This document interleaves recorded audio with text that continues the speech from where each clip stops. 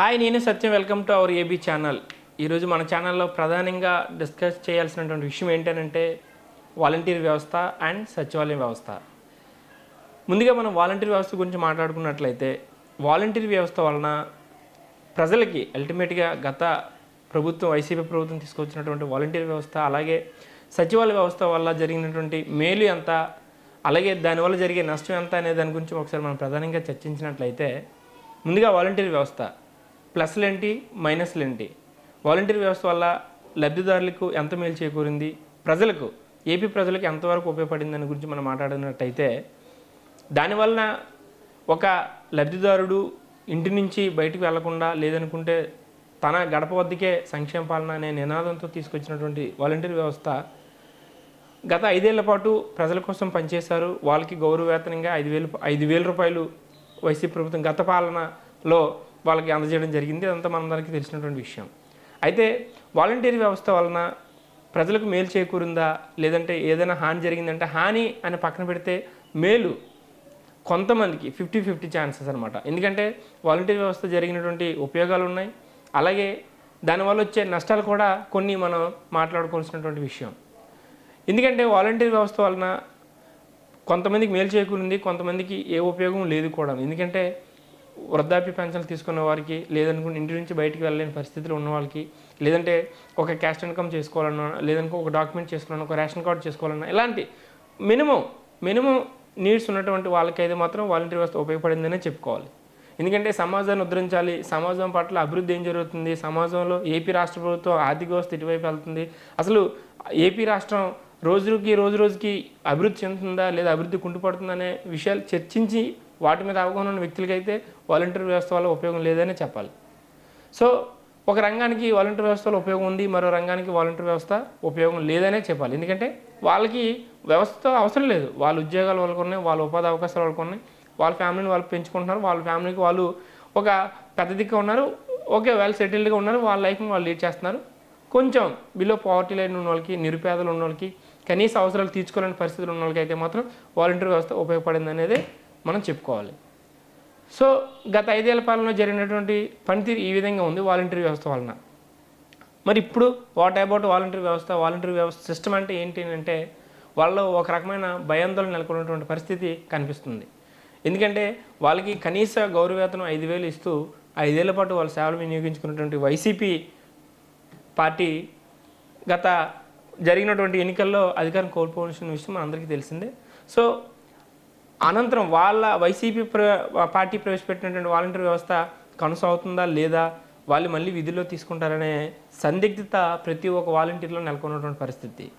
So మరి ఈ volunteer వ్యవస్థకి ఇప్పుడున్న కూటమి ప్రభుత్వం, టీడీపీ, వైసీపీ, జనసేన అలయన్స్లో ఉన్నటువంటి కూటమి గవర్నమెంట్ ఏం చేయబోతుంది, వాళ్ళకి ఎటువంటి భరోసా కల్పించబోతుంది, అసలు వాళ్ళు విధుల్లోకి తీసుకుంటారా, మళ్ళీ వాలంటీర్ వ్యవస్థ ఏపీలో కొనసాగుతుందా అనేదాన్ని చూస్తే పెద్ద క్వశ్చన్ మార్క్ కనిపిస్తున్నటువంటి పరిస్థితి. ఎందుకనంటే ఇదే వాలంటీర్ వ్యవస్థ పట్ల బిఫోర్ ఎలక్షన్స్ మనం చూసుకున్నట్లయితే కూటమి ఇచ్చినటువంటి స్టేట్మెంట్స్ ఏంటంటే నేరుగా డైరెక్ట్గా ఇప్పుడున్నటువంటి ముఖ్యమంత్రి నారా చంద్రబాబు నాయుడు గారే కనీస వేతనం 5,000 నుంచి 10,000కి పెంచుతామంటూ ఒక హామీని అయితే మాత్రం వాళ్ళకి ఇవ్వడం మనందరికీ తెలిసినటువంటి విషయం. సో మరి ఆ హామీ మేరకు ఇప్పటికీ కూడా ఆ హామీ నెరవేరుతుందా లేదా అనేది పక్కన పెట్టినట్లయితే ఇప్పటికీ కూడా వాళ్ళు విధుల్లో తీసుకోవాల్సిన పరిస్థితి కనిపించడం లేదు. అసలు వాళ్ళని వినియోగించుకుంటుందా, వాళ్ళ అవసరాలు ఉన్నాయా, అసలు కూటమి ప్రభుత్వం ఈ వ్యవస్థను కొనసాగిస్తుందా అనేది ఒక ఆందోళనకరమైనటువంటి పరిస్థితి ప్రతి ఒక్క వాలంటీర్లో నెలకొన్నటువంటి విషయం మనం అందరికీ చూస్తూ ఉన్నాం. సో ఇది ఇలా ఉంటే ప్రతి ఒక్క వాలంటీర్ మనం డైరెక్ట్గా వెళ్ళి వాలంటీర్ యొక్క ఒపీనియన్ మనం అడిగినప్పుడు వాళ్ళు చెప్తున్నటువంటి విషయం ఏంటి అంటే మాకు ఈ ప్రభుత్వంలో వాలంటీర్ వ్యవస్థ కొనసాగుతుందనే నమ్మకం మాకు లేదు. సో చంద్రబాబు నాయుడు గారి హామీలు మమ్మల్ని ఒక రకమైన మోసపూరిత హామీగానే మాకు ఇవ్వడం జరిగింది అనేది వాళ్ళు చెప్తున్నటువంటి విషయం. మీకు కావాలంటే ఎవిడెన్స్ కూడా మన దగ్గర ఉన్నాయి, చాలామంది వాలంటీర్లు ఒపీనియన్ కూడా మనం తీసుకోవడం కూడా జరిగింది. సో ఇప్పుడు నేనంటుంది ఏంటంటే ఒక పెద్ద మనిషి, ఒక 30 ఏళ్ళ ఇండస్ట్రీ అనుకున్నటువంటి వ్యక్తి ఒక వ్యవస్థ పట్ల చేసినటువంటి కామెంట్లు ఈరోజు నెరవేర్చకపోతే అది ప్రజల్లో చాలా అభద్రతా భావం నెలకొన్నటువంటి పరిస్థితి కనబడుతూ ఉంది. సో వాలంటీర్ వ్యవస్థని అసలు వాలంటీర్ వ్యవస్థ ఎందుకు కొనసాగించాలి, అసలు వాలంటీర్ వ్యవస్థ వల్ల ఉపయోగం ఏంటి అనేది ఒకసారి మనం మాట్లాడుకున్నట్టయితే బేసిక్గా ఈ వాలంటీర్ వ్యవస్థని ప్రవేశపెట్టింది YCP party. So YCP party 5 ఏళ్ళ అధికారంలో ఉన్నప్పుడు ఆ పార్టీ సేవలను వినియోగించుకుంది. ఇదే వాలంటీర్ వ్యవస్థ పైన అప్పుడు వైసీపీ పాలనలో ఇప్పుడున్నటువంటి జనసేన పార్టీ అధినేత పవన్ కళ్యాణ్ కావచ్చు, సమ్ పర్సన్స్ ప్రజాప్రతినిధులు ఉన్నటువంటి వ్యక్తులు కావచ్చు, ఈ వాలంటీర్ వ్యవస్థ కలిగే నష్టాలను ప్రజలకు వివరించే ప్రయత్నం చేశారు. ప్రతి ఒక్క మీటింగ్లో కూడా వాటిని డంకబజంగా చెప్పేటువంటి విషయాలు మనం చూసాం. సో మరి ఇలాంటి సందర్భంలో, ఎందుకంటే మీకు ఒక ఎగ్జాంపుల్ నేను చెప్తాను. ఎందుకంటే పవన్ కళ్యాణ్ ఇదే వాలంటీర్ వ్యవస్థ పట్ల ఒక కుటుంబంలో ఉన్నటువంటి ప్రతి ఒక్క విషయం, ప్రతి ఒక్క పర్సనల్ విషయం, ప్రతి ఒక్క అంశం కూడా వాలంటీర్ నోటీస్లో ఉంటుంది. దానివల్ల అది హై అథారిటీకి వెళ్తుంది. ఆ డీటెయిల్స్ అన్నీ కూడా అధికారులకు వెళ్ళబోతున్నాయి, కలెక్టర్ స్థాయికి వెళ్తున్నాయి, రాజకీయ నాయకుల వరకు వెళ్తున్నాయి అనేటువంటి కామెంట్స్ చేసినటువంటి పవన్ కళ్యాణ్ విషయం మనం చూడొచ్చు. సో ఇలాంటి విమర్శలు చేసినటువంటి వాలంటీర్ వ్యవస్థని ఇప్పుడున్న కూటమి ప్రభుత్వం కొనసాగిస్తుందా అంటే కొనసాగించకపోవచ్చనే చెప్పాలి. ఎందుకంటే ఇదే వ్యవస్థ పట్ల అప్పుడు చేసిన కామెంట్స్ పరంగా చూసుకున్నట్లయితే దీనివల్ల ఉపయోగం లేదు, దీనివల్ల చెడు జరుగుతుంది, దీనివల్ల ఒక రాంగ్ ఫీడ్బ్యాక్ వెళ్తుంది, ఒక రాంగ్ మెసేజ్ వెళ్తుంది అనేటువంటి కామెంట్స్ మనం చూసాం. సో అలాంటి చూసుకున్నట్లయితే ఇప్పుడు వాలంటీర్ వ్యవస్థ క్రెడిట్ ఎవరికి వెళ్తుంది? వైసీపీ పార్టీకి వెళ్తుంది. ఎందుకంటే ఆ ప్రభుత్వం ఆ పార్టీ అధికారంలో ఉన్నప్పుడు తీసుకొచ్చింది కాబట్టి. సో ఇప్పుడు ఇదే వాలంటీర్ వ్యవస్థని ఈ ప్రభుత్వం, కూటమి ప్రభుత్వం కానీ కొనసాగించినట్లయితే అదే వైసీపీ ప్రభుత్వం, అసలే వైసీపీ ప్రభుత్వం సోషల్ మీడియాలో చాలా స్పీడ్గా ఉంటుంది. ప్రతి ఒక్క కామెంట్స్కి కౌంటర్ అటాక్ చేస్తూ ఉంటుంది. ఆల్రెడీ చంద్రబాబు నాయుడు గారు 10,000 రూపాయలు పెంచుతాం అని చెప్పినప్పుడే వైసీపీ పార్టీ సోషల్ మీడియా చాలా యాక్టివ్గా రియాక్ట్ అయ్యాయి. ఈ వ్యవస్థ మీరు చెడుదన్నారు, పనికిరాదన్నారు, ఉపయోగం లేదన్నారు, అలాంటిది ఈ వ్యవస్థకి మీరు ఎందుకు 10,000 రూపాయలు పెంచుతామని చెప్పారని అంటూ ఆ కామెంట్స్కి కౌంటర్ అటాక్గా కూడా సోషల్ మీడియా మనం చాలా ట్రోలింగ్స్ వచ్చాయి, చాలా విమర్శలు వచ్చాయి, చాలా ఆరోపణలు కూడా చేసినటువంటి విషయం మనం చూసాం. సో ఇవన్నీ చూసుకున్నట్లయితే అసలు వాలంటీర్ వ్యవస్థ కొనసాగుతుందా అనే నమ్మకం అయితే కొంతమంది, ఒక సెక్షన్ ఆఫ్ పీపుల్స్ కావచ్చు, కొంతమంది వాలంటీర్లు కావచ్చు, కొంతమంది కొన్ని డిపార్ట్మెంట్స్ కావచ్చు, కొనసాగిస్తుందన్న నమ్మకం అయితే లేదని మనకి స్పష్టంగా కనిపిస్తూ ఉంటుంది. అది ఇప్పుడున్న కూటమి గవర్నమెంట్ క్రెడిబిలిటీ కాపాడుకోవాలి, ప్రజలకు ఇచ్చే ప్రతి ఒక్క హామీని నెరవేర్చుకోవాలనుకుంటే అందులో మెయిన్గా చెప్పాల్సింది సచివాలయ వ్యవస్థ అండ్ వాలంటీర్ వ్యవస్థ. అంటే కూటమి ప్రభుత్వం ఇచ్చిన హామీలు నెరవేర్చడం అయితే వాళ్ళ క్రెడిట్, అది ఓకే, వాళ్ళు ఇచ్చిన హామీలు నెరవేర్చుకోవాలి. రాబోయే ఎన్నికల్లో వాళ్ళు మళ్ళీ ప్రజల ముందుకు వెళ్ళాలంటే వాళ్ళు ఇచ్చిన హామీలు నెరవేరిస్తేనే మళ్ళీ ప్రజల వద్దకు వెళ్ళి ఓటు అడిగే పరిస్థితి ఉంటుంది. సో వాలంటీర్ వ్యవస్థ కొనసాగించాలంటే ఒక డేర్ స్టెప్ వేయాల్సినటువంటి అవసరం ఉంటుంది. ఎందుకంటే వాలంటీర్ వ్యవస్థ కొనసాగాలంటే ఇది క్రెడిట్ వైసీపీకి వెళ్తుంది, ఎందుకంటే ఆ గవర్నమెంట్లో వచ్చిన వ్యవస్థ కాబట్టి. మరి దాన్ని ఎందుకు కొనసాగించాలి?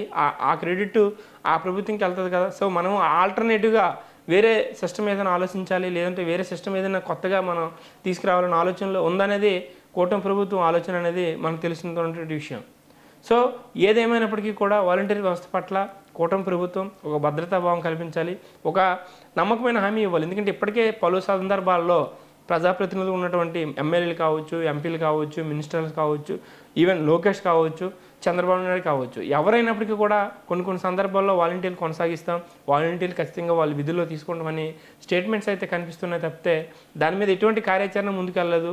వాళ్ళు ఏ విధంగా వినియోగించుకుంటారనే దానిపైన ఒక అడుగు ముందుకు పడలేదు అనేది కనిపిస్తున్నటువంటి సిచ్యువేషన్, ప్రజెంట్ ఉన్నటువంటి పరిస్థితి. ఏదేమైనప్పటికీ కూడా వాలంటీర్ వ్యవస్థ పట్ల, వాలంటీర్లో ఒక అభద్రతా భావం ఉంది. ఈ ప్రభుత్వం పట్ల ఎంత క్రెడిబిలిటీకి ఎంత పెద్ద మ్యాండేట్ ఇచ్చినప్పటికీ కూడా సో డే బై డే ఈ ప్రభుత్వం పట్ల ఉన్న నమ్మకం ఒక వాలంటీర్ వ్యవస్థ నుంచే ప్రారంభం అవుతుంది. ఈ ప్రభుత్వానికి ఒక అభద్రతా భావం కలుగుతుంది అనేది ఒక వాలంటీర్ వ్యవస్థ నుంచే కనిపిస్తుంది అనేది మనం తెలుసుకున్నటువంటి విషయం. ఇంకా మనం సచివాలయ విషయంకి వస్తే, సచివాలయ వ్యవస్థ అనేది is under control of government. ఎందుకంటే ఇది గవర్నమెంట్ అండర్లో ఉంది, ఇది గవర్నమెంట్ డిపార్ట్మెంట్ కాబట్టి దాన్ని ఎవరు ఏమి చేయలేనటువంటి పరిస్థితి. ఎందుకంటే అఫ్కోర్స్ వాళ్ళని సచివాలయ వ్యవస్థ కొనసాగిస్తారు, లేదంటే వేరే డిపార్ట్మెంట్కి అటాచ్ చేస్తారా, లేదంటే వేరే రంగాల్లో వినియోగించుకుంటారు అనేది అది గవర్నమెంట్ ఇష్టం, ప్రభుత్వం ఇష్టం అది.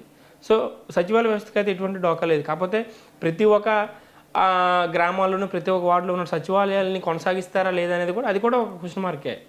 ఎందుకంటే వాళ్ళు విధులు వినియోగించుకునే రైట్ ఉంది, కానీ సచివాలయం కొనసాగిస్తారా లేదంటే వేరు కార్యాలయాలు పెడతారా అనేది కూడా ఒక డౌట్, ఒక క్వశ్చన్ మార్క్గానే ఉన్నటువంటి పరిస్థితి. సో ఏదేమైనప్పటికీ కూడా ప్రజెంట్ ఏపీలో ఒక గందరగోళ పరిస్థితి నెలకొంది అని అంటే అది ఒక వాలంటీర్ వ్యవస్థ అండ్ సచివాలయ వ్యవస్థ. సో ఈ సచివాలయ వ్యవస్థ పట్ల ఎన్నికల ముందు ఇచ్చిన హామీ ప్రకారంగా సచివాలయ వ్యవస్థ అలాగే వాలంటీర్ వ్యవస్థ కొనసాగించాలి అనేది కోరుకున్నటువంటి విషయం. మరి అల్టిమేట్గా ఈ గవర్నమెంట్ అనేది ఏం చేస్తుంది అనేది మనకి చూడాల్సినటువంటి పరిస్థితి. సో ఇప్పటికైనా సరే కూటమి ప్రభుత్వం సచివాలయ వ్యవస్థ కొంత పర్లేదు, ఎందుకంటే వాళ్ళకి ఉద్యోగ భద్రత కల్పించారు. ఉద్యోగ భద్రత ఉంటుంది వాళ్ళకి. విధి విధానాలు ఎట్లా ఉండబోతున్నాయి, వాళ్ళ యొక్క ఉద్యోగాలు ఎలా ఉండబోతున్నాయి, వాళ్ళు ఏ పని చేయాలనేది అది సెకండరీ అది. బట్ వాళ్ళకి ఉద్యోగ భద్రత ఉన్నటువంటి విషయం అందరికీ తెలిసిందే. సో కానీ వాలంటీర్ విషయానికి వచ్చేసరికి ఇది ఒక సంస్థ, ఒక వ్యవస్థ, ఇది ఒక ప్రజలకు సేవ చేసే వ్యవస్థ.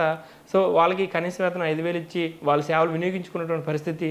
సో ఈ వ్యవస్థ పట్ల సుమారుగా ఏపీలో కొన్ని లక్షల మంది వాలంటీర్లు ఉన్నటువంటి పరిస్థితి. కాబట్టి వాళ్ళందరి భవితవ్యం ఏ విధంగా ఉండబోతుంది, ఈ కూటమి ప్రభుత్వంలో ఏ విధంగా మాకు భరోసా కల్పించారనే ఆందోళన అయితే మాత్రం ఖచ్చితంగా వాలంటీర్లో నెలకొన్నటువంటి పరిస్థితి కనబడుతుంది. సో ఇప్పటికైనా సరే కూటమి ప్రభుత్వం వాలంటీర్ల పట్ల ఒక భరోసా కల్పించి వారి విధి విధానాలకు వాళ్ళ యొక్క ఫ్యూచర్ భవిష్యత్తు కూడా ఒక కార్యాచరణ ప్రకటించాలనేది వాలంటీర్లు చేస్తున్నటువంటి ప్రధాన డిమాండ్గా మనం చెప్పుకోవచ్చు.